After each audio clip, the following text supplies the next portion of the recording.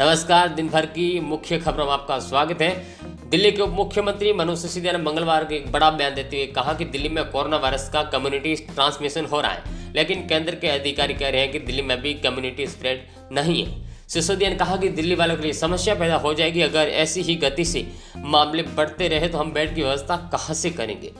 State disaster management authority की बैठक के बाद मनोज सिसोदिया ने कहा कि 12-13 दिन में मामले डबल हो रहे हैं। 30 जून तक हमें 15,000 बेड की जरूरत होगी। 30 जून तक कोरोना के 1 लाख केस दिल्ली में हो जाएंगे।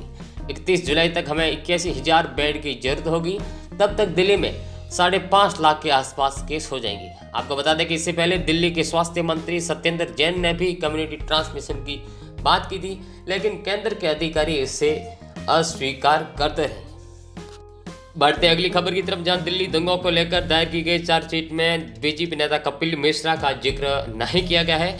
दिल्ली के दंगों के घटनाक्रम में हिंसा के लिए जामिया प्रदर्शनकारियों और नागरिकता कानून के विरोध में हो रहे प्रदर्शनों को जिम्मेदार ठहराया गया है। कपिल मिश्रा के भड़काऊ भाषण पर दिल्ली पुलिस ने चुप्पी साध रखी है।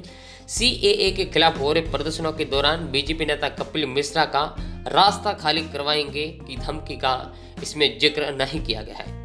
दंगों की साजिश में सिर्फ जामिया और नागरिकता कानून के विरोधियों पर आरोप है।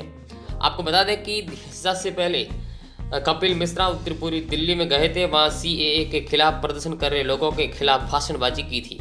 मिश्रा का एक वीडियो भी सामने आया जिसमें वो दिल्ली पुलिस को अल्टीमेट देते हुए दिख रहे हैं और कह रहे हैं कि 3 दिन के भीतर रास्ता खाली करवाएं वरना खतरनाक अंजाम होगा। इस भाषण का कहीं भी इस चार्जशीट में जिक्र नहीं किया गया। दंगों में सिर्फ जामिया कॉलेज के प्रदर्शनकारी और नागरिकता कानून का विरोध कर रहे प्रदर्शनकारियों को जिम्मेदार ठहराया गया है।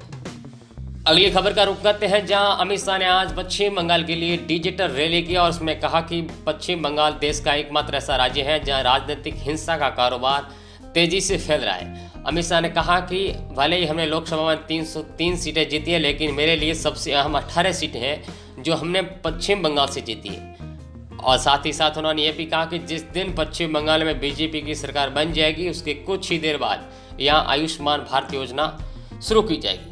उन्होंने कहा कि हमने 2014 में नरेंद्र मोदी के नेतृत्व में सरकार बनाई। 5 साल बाद फिर हम 2019 में सत्ता में आए। हमारी सत्ता सरकार ने 6 साल पूरे किए और इन 6 साल में भारत की हर समस्या का समाधान किया। सुप्रीम कोर्ट ने आज उत्तर प्रदेश के शिक्षा मंत्रालय द्वारा 69,000 सहायक शिक्षक भर्ती मामले में 37,339 पदों पर भर्ती में रोक की याचिका पर सुप्रीम कोर्ट ने सुनवाई करते हुए आदेश जारी कर यूपी सरकार को 37,339 पदों पर भर्ती को होल्ड करने का आदेश दिया। सुप्रीम कोर्ट ने कहा कि शिक्षा मित्रों के मामले में छेड़छाड़ न की जाए और यूपी सरकार 37,339 पदों पर भर्ती न करे। दिल्ली के उपराज्यपाल अनिल बैजल और दिल्ली सरकार के बीच एक बार फिर टकराव की स्थिति आ गई है। दिल्ली के उपराज्यपाल ने दिल्ली सरकार के उस आदेश पर रोक लगा दी जिसमें कहा गया था कि दिल्ली के सरकारी व निजी अस्पतालों में सिर्फ दिल्ली वासियों का इलाज होगा और साथ ही साथ उन्होंने कहा कि इन अस्पतालों में सिर्फ कोरोना वायरस के लक्षण दिखने वाले लोगों की ही जांच की जाएगी। हालांकि अनिल बैजल ने इस आदेश को पलटते हुए कहा कि दिल्ली के अस्पतालों में सभी लोगों का इलाज होगा, साथ ही साथ उन लोगों की भी जांच होगी जिसमें कोरोना के लक्षण नहीं मिलते। हालांकि इससे पहले अरविंद केजरीवाल ने कहा था कि दिल्ली के अस्पतालों में सिर्फ दिल्ली वासियों का ही इलाज होगा, लेकिन अनिल बैजल ने इस फैसले को बदलते हुए कहा कि अस्पतालों में सभी लोगों का इलाज होगा, चाहे वो दिल्ली का हो या फिर दिल्ली से बाहर का हो। और अब बात करते हैं कोरोना वायरस संक्रमण की, जब भारत में कुल मरीजों की संख्या 2,67,598 हो चुकी है। पिछले 24 घंटों में 9,987 नए मरीज दर्ज किए गए। वहीं 1,29,314 लोग ठीक हो चुके हैं। मौत का आंकड़ा बढ़कर 7,471 हो चुका है। पिछले 24 घंटों में 336 लोगों की मौत हो चुकी है।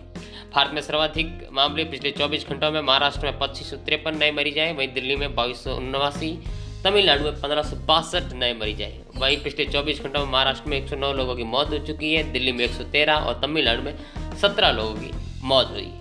Thank you for watching my video. Please subscribe my channel and click on the bell icon.